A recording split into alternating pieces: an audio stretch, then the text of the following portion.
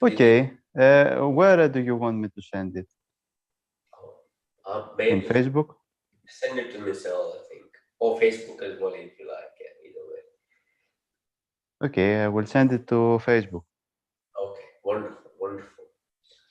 So I'm pretty sure that everybody is aware that you are aware that is a International Yoga Day coming on Tuesday, and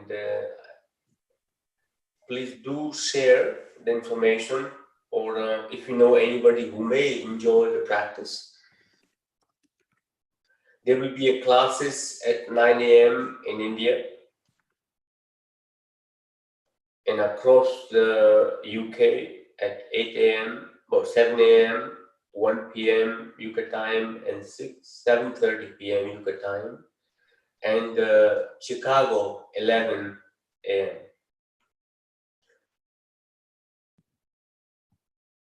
So all the information is available and across the Yogi Ashokananda Foundation, was basically charity, Instagram, my Instagram, or other people's Instagram. And also will be, my sessions will be broadcasted on YouTube as well. So share as many as you can. People can practice yoga and meditation, but the theme this year was humanity.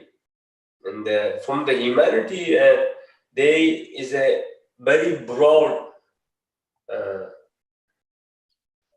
spectrum to describe humanity. Humanity, you can call it kindness, compassion, love, community, health, the emotional intelligence held around people, environment support, the environment you live in within the community, care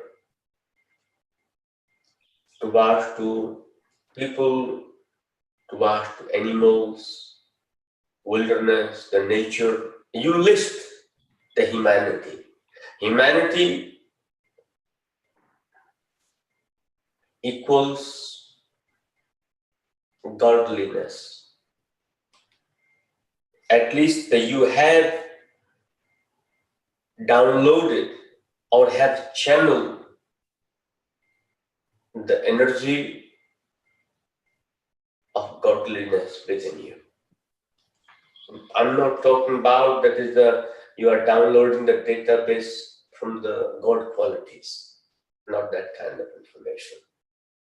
But whatever in your custom of religion, if you believe in one, whatever the definition of God you know of, bring all the qualities of it into your perspective of living day-to-day life.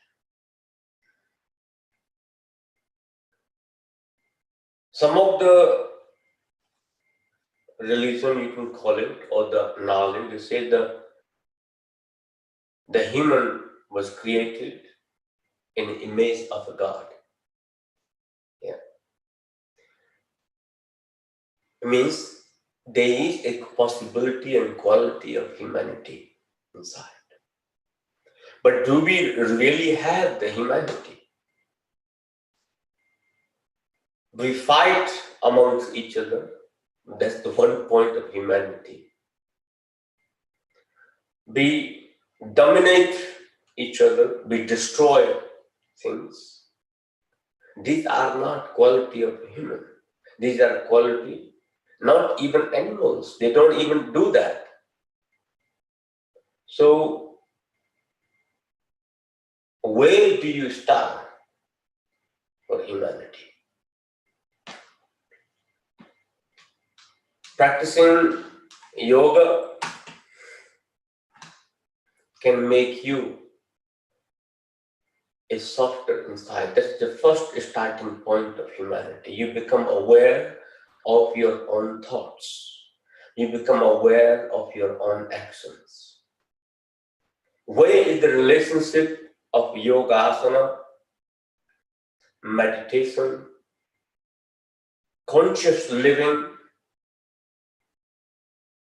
mindful living, meditations, or any holistic approach On the name of holistic, I'm making it very clear, not consumption of drugs.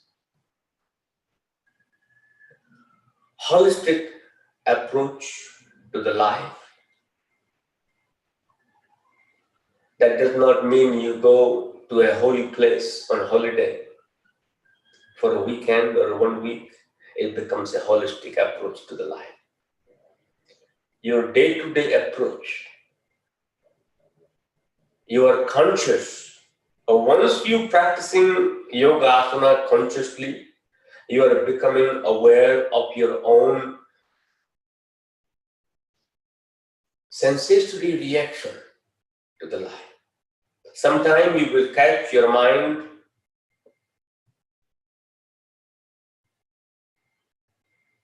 or your senses doing things that your conscious awareness, the inner spirit, your innocent being that is untouched by every facade of your life, every creation of your mind, even from previous life karma, completely beyond the karma.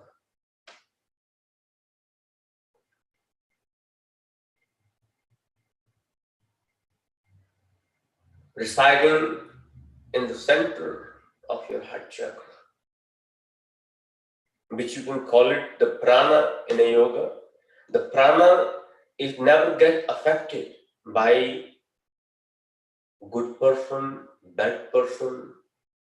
When you're doing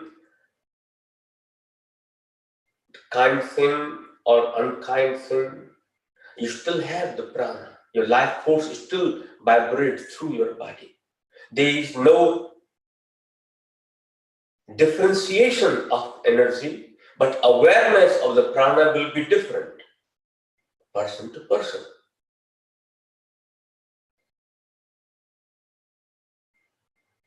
When you practicing yoga, your inner being, the inner vibration, the very core of the energy resists for a moment, saying, don't do it.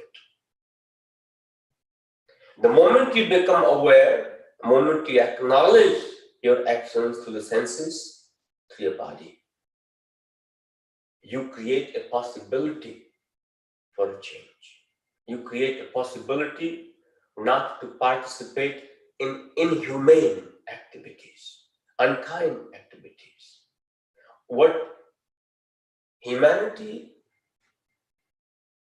is, you call yourself human, I will not describe as a human.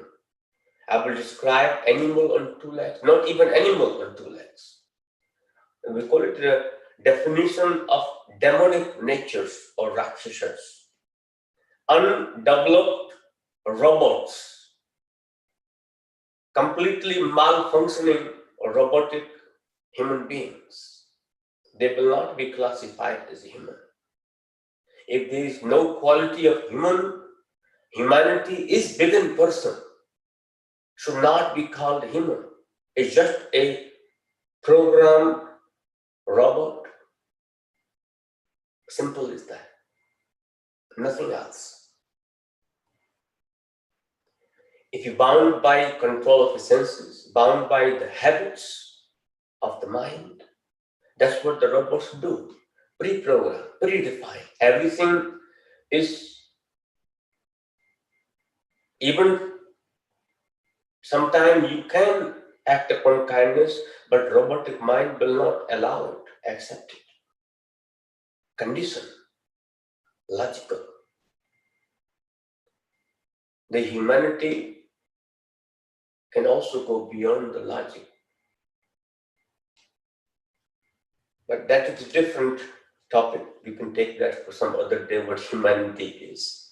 But if you are practicing yoga asana, please remember, just practicing asanas on your mat, sweating buckets, taking the health supplements is not humanity. Having a pile of crystals in front of your yoga mat is not humanity. wearing 10, 20 malas around your neck, practicing yoga, but zero connection to the body. And coming to the yoga class, shouting and swearing at the person, or leaving the yoga class, you are so much in a rush, even elbowing people. There is so much aggression even in your own practice. When you're practicing asanas, bring the grace, the contentment, the observation, the energetic vibration, energetic sensation in your body, not just perform it. The moment you start performing, you become an actor. You are nothing, just acting. So, even you are practicing yoga every day, till your attitude changes towards to your sadhana, towards to your practice, you create a possibility for humanity, to creating a human out of that existing robot, creating a human out of that existing robot. When I say it,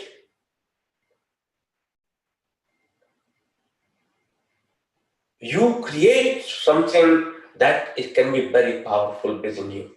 Otherwise, you have born as an empty vessel with some previous karmas, if you believe in. If not, in the science, everybody have dumped their expectations and their programming, their conditions into your mind and into your body.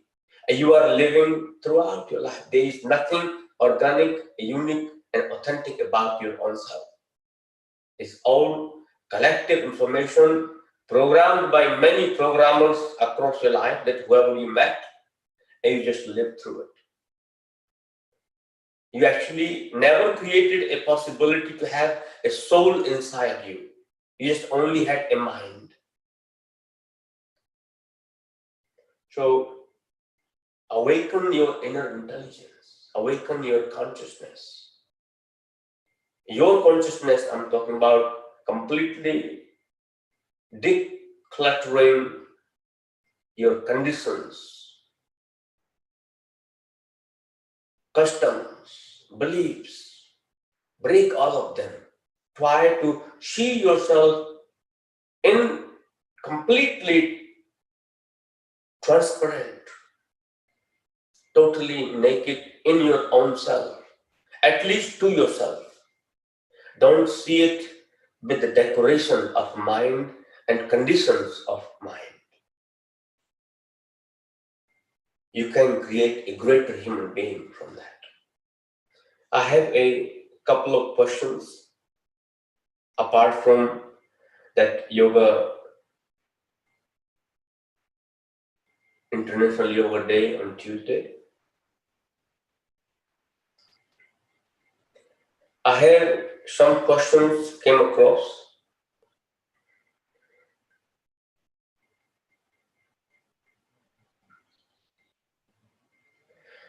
On the post that came across, emotions are, that I posted, I think, a few days back. Emotions are your power. Emotions are your energy. How do you handle emotions is the key.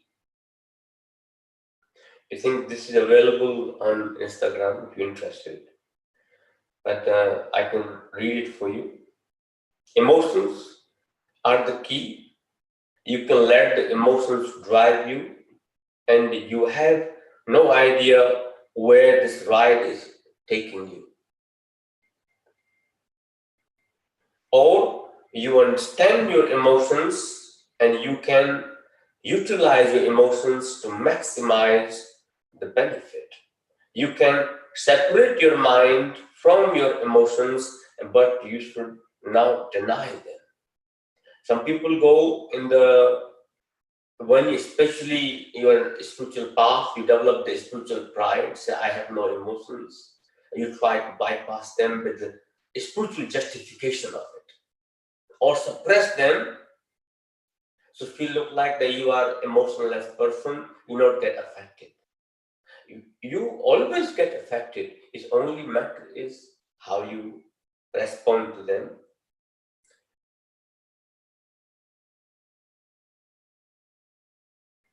We work too much on the denial, on suppression, but not on acceptance. When you suppress the emotions, you lose your energy, can also create resentment, anger. If you hide from your emotions, avoiding, suppressing, and separating from them, you will feel drained afterward. That was the post was done, but I had somebody asking, how do you avoid suppressing emotions, Yogi? How do you avoid suppression of the emotions? Either that emotion is triggered by people, which is majority of the time, you are reacting, your senses are reacting to the information that have arrived to you. Whenever your senses are encountering any form of energy, it is bound to have an interaction that creating a motion in the energy within your mind, within your consciousness, and within your body. How does one avoid suppression the emotions?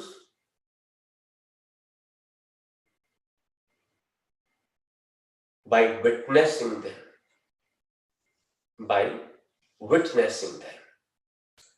Not lying that you are not having an emotion, but if you already in the past that you can acknowledge that you are having an emotion, sit with it. Rather than participating in it, sit with the emotion. Observe.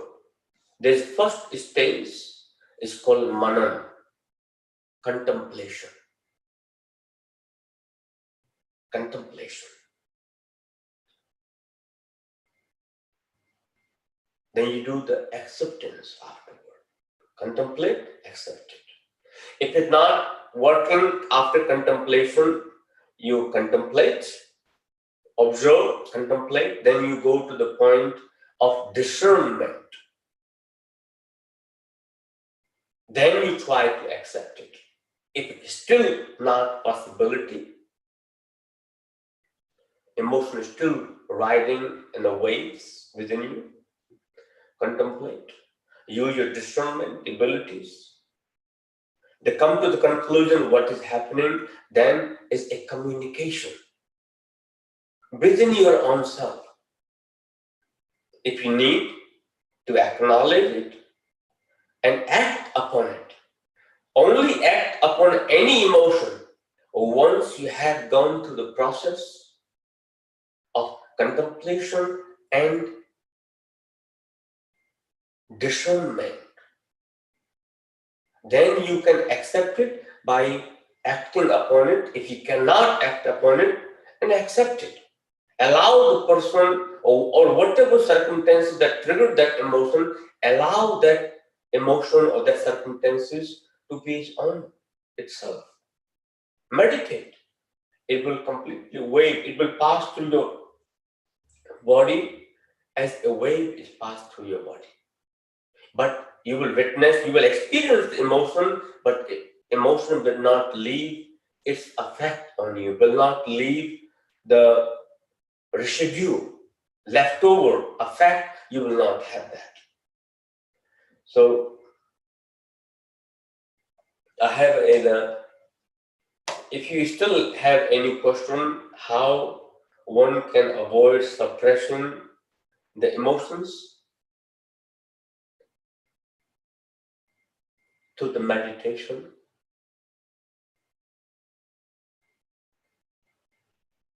Swapassana, seeing yourself,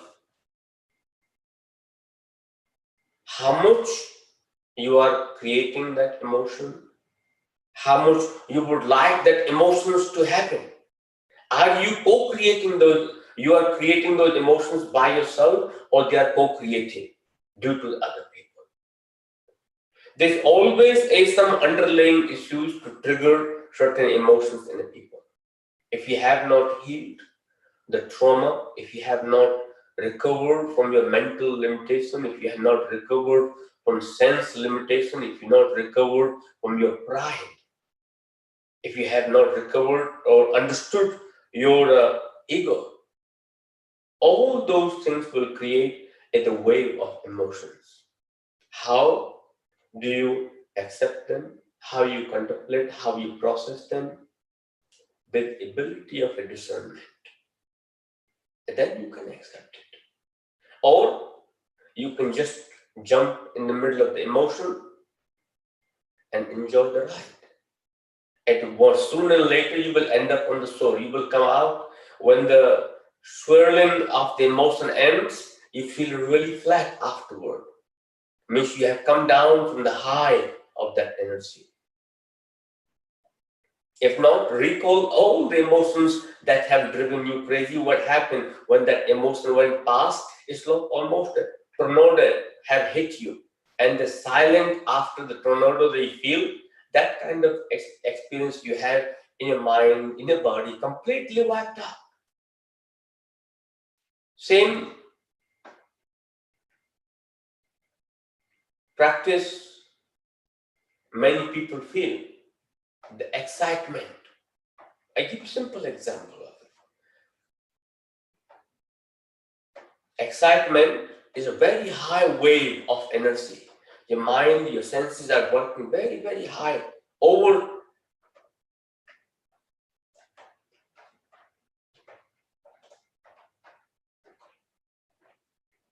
induce of the happiness hormone, you can call it.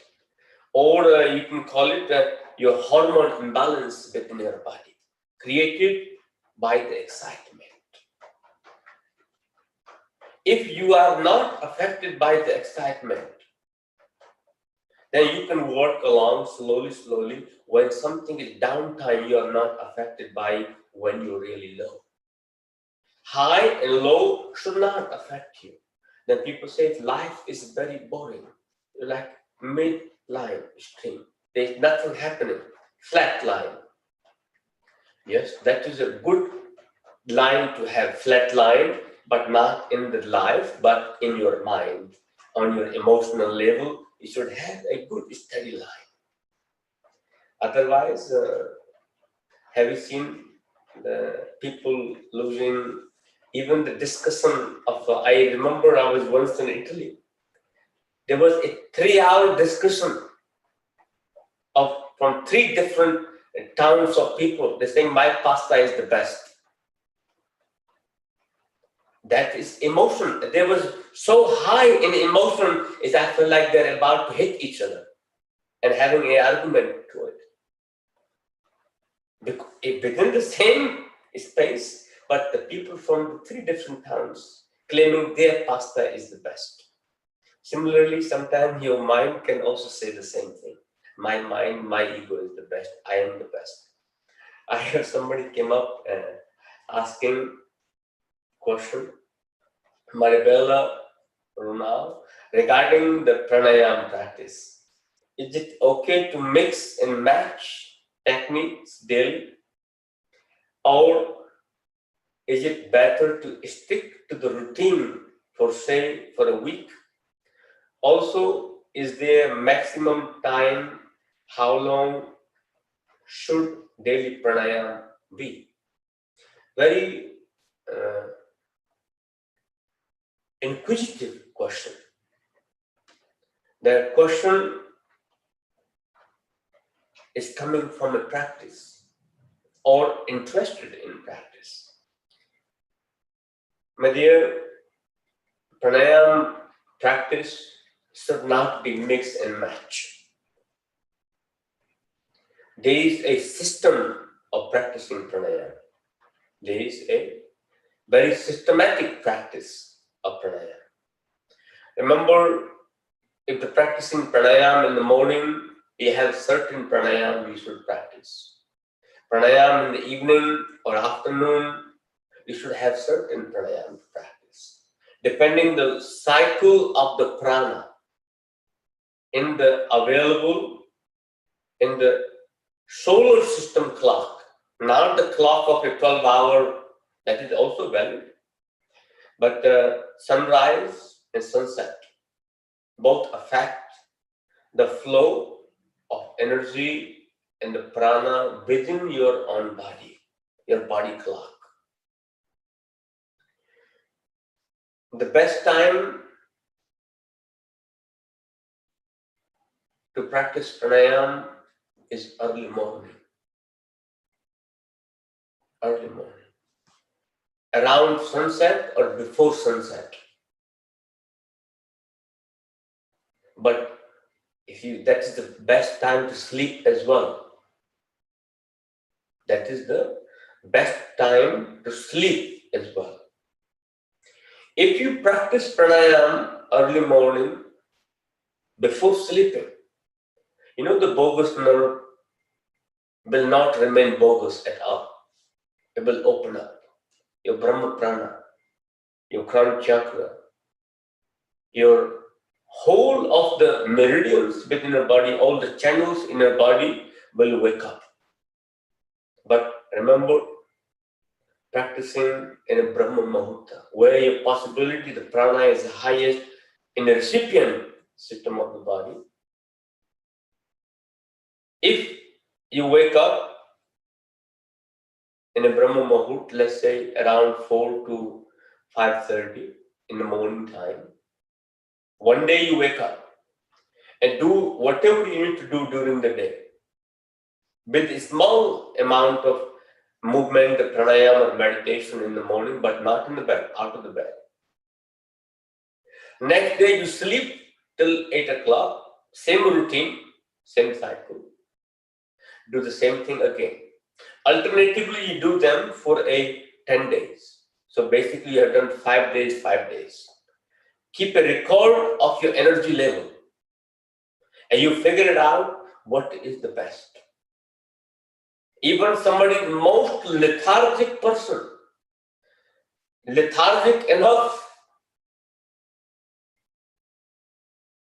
that sometimes they're desperate for urination to get up in the morning, can't bother hold it as long as they can to affect their kidneys. That lazy.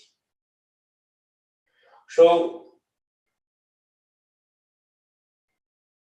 observe, even the body clock itself, amount of the prana itself, it generates, it gives you enough boost to have a great quality of the day, quality of life during that day when you wake up in a Brahma Muhurta and before sunrise at least, and practice your pranayama meditation, and then continue your daily activities.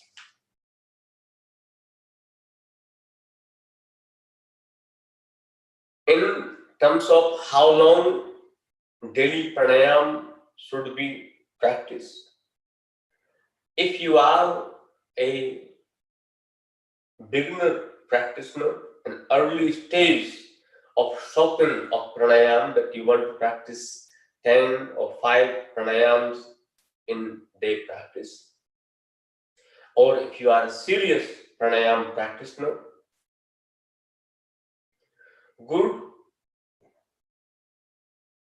40 minutes to an hour pranayama will be sufficient to practice. But if you do not have that much time to practice, doing 5 minutes of pranayama will make no difference to pranayama at all. But nowadays, the yoga class is 1 hour. You practice within that 1 hour yoga class, you have done meditation, you have done savasana, you have finished your asana practice, you have finished your devotional compassion, love practice, and chanting practice, pranayama practice, you name it, and including meditation. Nowadays, people become completely transformed within 2 minutes. Even 5 breaths you do it, you are in a state of meditation. But despite your mind is going crazy, but it can change your life. I don't know how, but at least you can imagine it can change. So, Mari Bella, the end of the question, around 40 to an hour, you should practice pranayama. Mix and match, it sounds like some supermarket offer. I would not mix and match. Neither I do the pranayam for 1 week and then I change over to 1 week.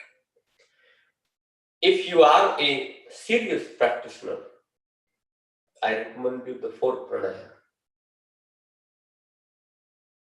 At least for 1 year, only stick with those pranayam and practice them every day. You practice Kapalbhati, Bhastrika, Ujjayi, and your Nadi Sodhan pranayam.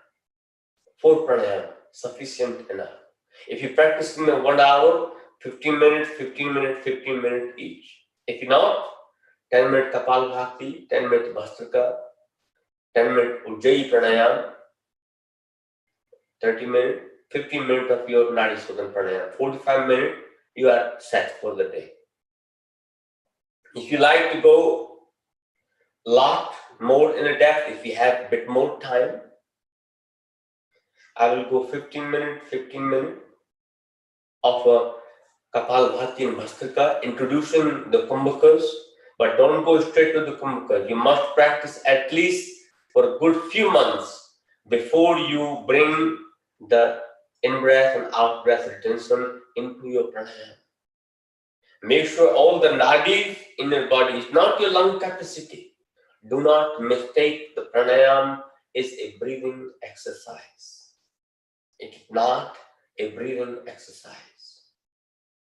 It is expanding the foundation for the prana in your body.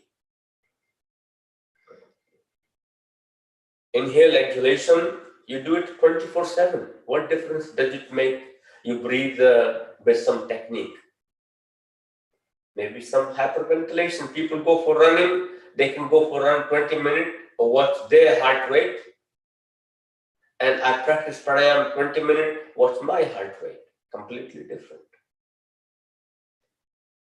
The serotonin level in the brain will be different after doing the physical running exercise, breathing exercise. After the pranayama, you will have a completely different brain chemical in the body. So if you have 1 hour, I will always do the last Brahmari pranayama, second to last Nadi Sodhan pranayama, in the middle or in the beginning, I will do the Ujjayi pranayama. Then you can do a Kapalbhati or Bhastrika, either of them. You can drop the Kapalbhati if you are practicing the Nadi Sodhan pranayama with the retention, or Brahmari pranayama with the retention. You can bring 5 of them: Kapalbhati, Bhastrika, Ujjayi, Nadi Sodhan, and Brahmari pranayama.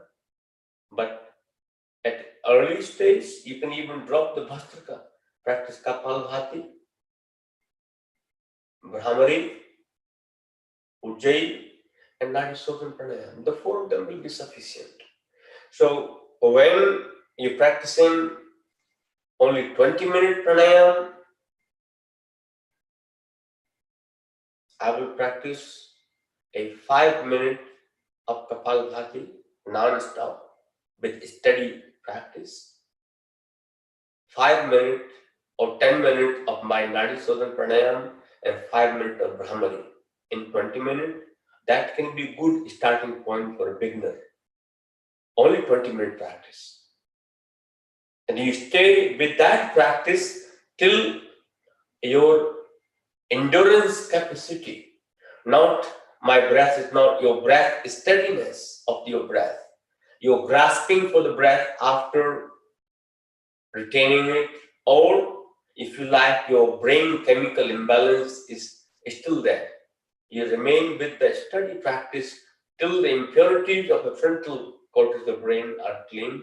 Your channels in the body start opening, but make sure you practice asanas before the pranayama if you are a beginner. If your body impurities are less, there is less toxicity in your nadis, then you can practice pranayama first, then you can do the asanas. People ask sometimes question, they go to Sivananda practice. Say, Swami Sivananda teachings are first pranayama and then they start with the headstand. I say Swami Sivananda never thought of the toxicity level in the people, in society as well. He was doing his sadhana, that's how he practiced. Then same way he taught to the people. Iyengar, BKS Iyengar, never actually introduced the pranayama to the beginners or up to intermediate level. Never mind the headstand, not even come to the practice, very last stage. Where you look at Pratapi Joyce, he starts with Ujjayi breath. With Ujjayi breath is creating more stress to the people. They think creating the heat in the body is good enough. It purifies the system, but also creates a bata in your body. Excess heat will reach to creating the agitation in your body, crankiness, the anger, the pride, restlessness, and joint problems. You find out all the people who practice, I don't want to name them, they have all those problems. So if one practicing pranayama, a body have impurities, I would say have a good balance asana practice. Rest a little in between, then you practice pranayama. Okay. I hope I have covered the question, the technique. Don't mix match them. Don't have the routine for a week and change over. You stay with the routine till you have established yourself with those practice. Then you bring the top up into those practice. You bring the kumbhakas, you bring the ratio, you bring the length of in-breath and out-breath. And start observing your nature of your mind, how much it's fluctuating during the practice. Are you still restless? Bring that mental attitude to bring the mindful presence to the practice in the pranayama. Start observing the flow of the prana in your body. Rather than changing the technique, bring the more internal qualities that pranayama practice is happening, the flow of the prana is developing in the body, bring the awareness to that. Maximum time, as I said, 20 minutes for the beginners who does not have much time. If you're a bit more advanced practitioner, or even a beginner like to have enough time in your pocket and like to do longer pranayama, I will recommend somewhere 40 to an hour. But remember, if you're practicing pranayama and you get dryness on your skin, and please let me see what happened to the system.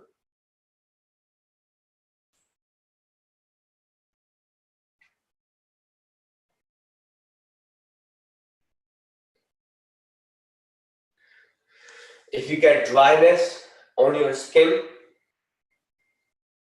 and itchy after practicing pranayama, or if you notice regular practicing within a 1 week to a 3 weeks of practice, you will notice if there's any dryness appearing, the spots appearing on your skin, the itchy appearing on your skin, and the dandruff and skull dryness happening in your head, and your stool that you go for the morning call is creating some constipation or the dryness, unhealthy loose motions, means you have exceeded your pranayam capacity. You must reduce the intensity of it or little bit of time. So you build, or you feeling really buzzing, almost hyper after the pranayama. Reduce. If you're feeling panicky, claustrophobic while you're doing the breath retention, reduce the length of it. Pranayama is supposed to balance the energy in your body.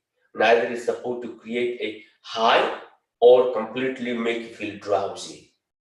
Those effects that pranayama is doing, you are practicing something out of balance.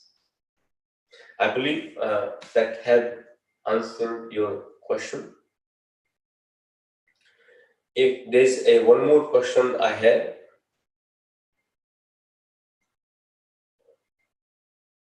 Nikita Khatri asking, I want to learn yoga. Nikita Khatri, if you want to learn yoga, the first starting point, start paying attention to your mind. Where can you start learning yoga? Find a good teacher that who you can connect in your area to practice.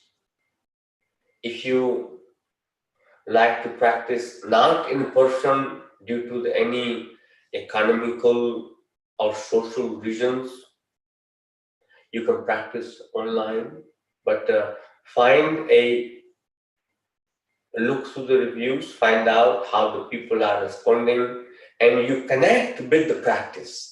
You do it 1 day, 2 day, 3 day, maybe a week, but make sure you do not overstrain it. Do it 5 minutes, maybe 20 minutes, 30 minutes of the practice, and you build the endurance in your physical endurance, build the mental caliber in your body to capacity to cope with the practice.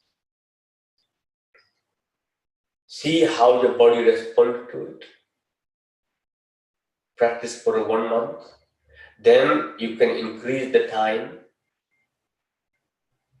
There is a couple of videos on my YouTube channel. You can watch them through it. If you need further help, there's several classes run by a charity that people, my dear students, running for a social cause in London as well as in India. You can participate in those classes. There's many ways. If you want to learn yoga, you will find a way to learn it. There's many options, especially nowadays. I have one more question. It's quite very personal to many people. I will not disclose the name. Is a expectation in society. Expectation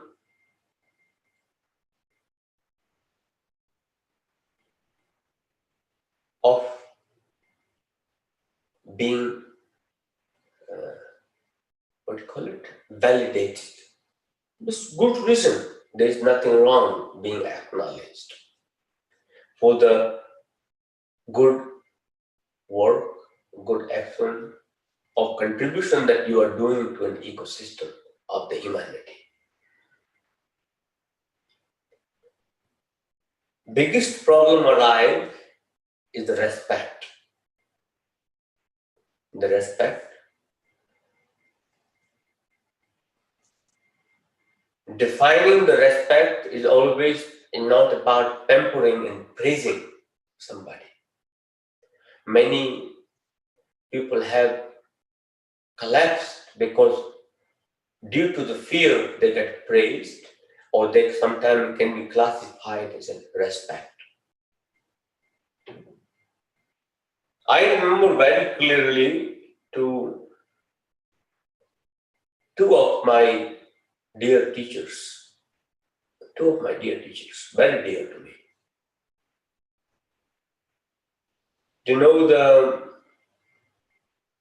if you are familiar with the Indian customs, when you see somebody who is a respectable person, so-called, or is high in the knowledge, or who you have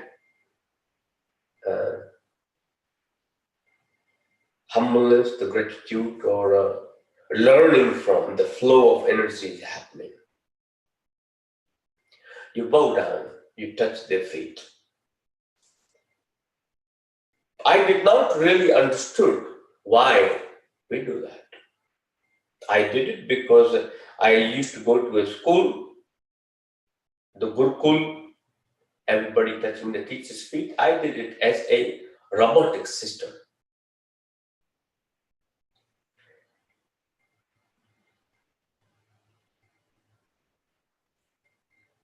Till one day,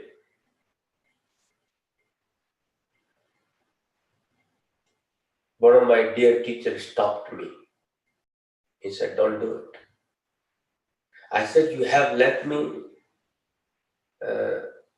done all this time the same thing, but today stopped. Why?" I could not accept that because I felt so hurt. I was giving respect, but I felt unrespected by the person who I supposed to give respect to.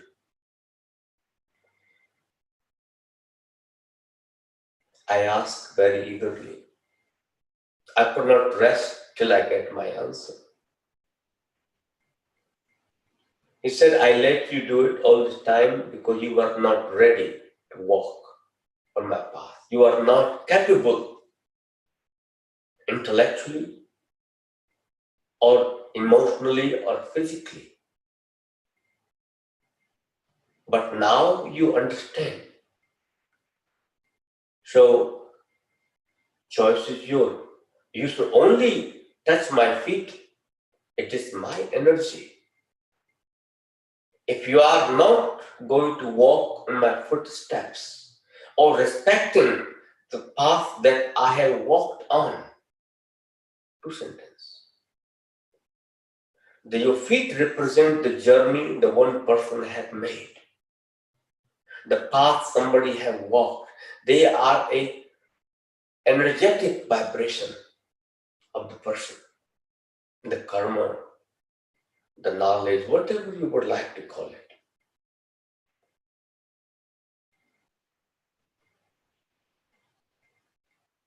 If you do not have respect to my path that I have walked on, don't give me the respect of artificial, just decorative part of it. Don't touch my feet.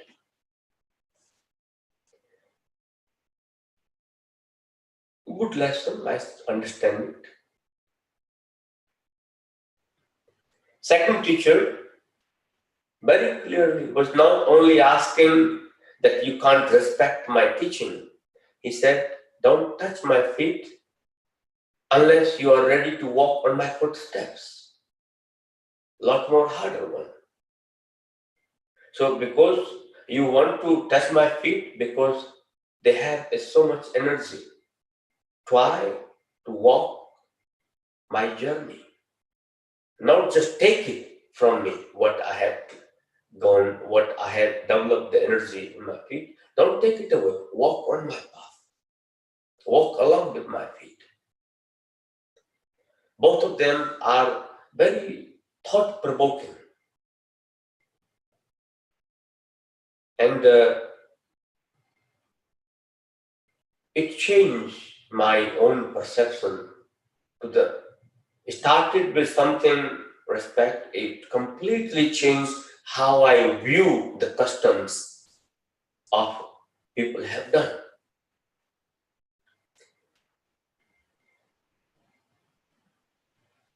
Now, respect,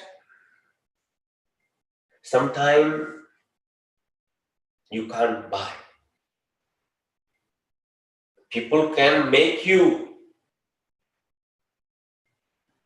a fake praise or fake respect out of their insecurity and benefit of their own senses. Moment the sense benefit disappear, respect no longer can be seen anywhere because it was not existed at all in first place. It was just only a mean or the mode of receiving the individual personal benefit. Second, you create respect. It's the mutual understanding of two people. If I'm disrespectful to you, or towards to your things, or your intelligence, your senses, I'm pretty sure you will not going to like me. Then you can complain or argue. Sometimes respect is values that one person grew up with, or a person. What is word respect mean? Respect means like everything he says all validated, praised, or seeking the pride gratification, sense gratification, feeling powerful and built up, arrogance. Is that a respect? In my definition, not. Humbleness. Humbleness is always the root source what one person is respecting in others. Sometimes is can be not seen. Kindness one should respect. The tenderness one should respect.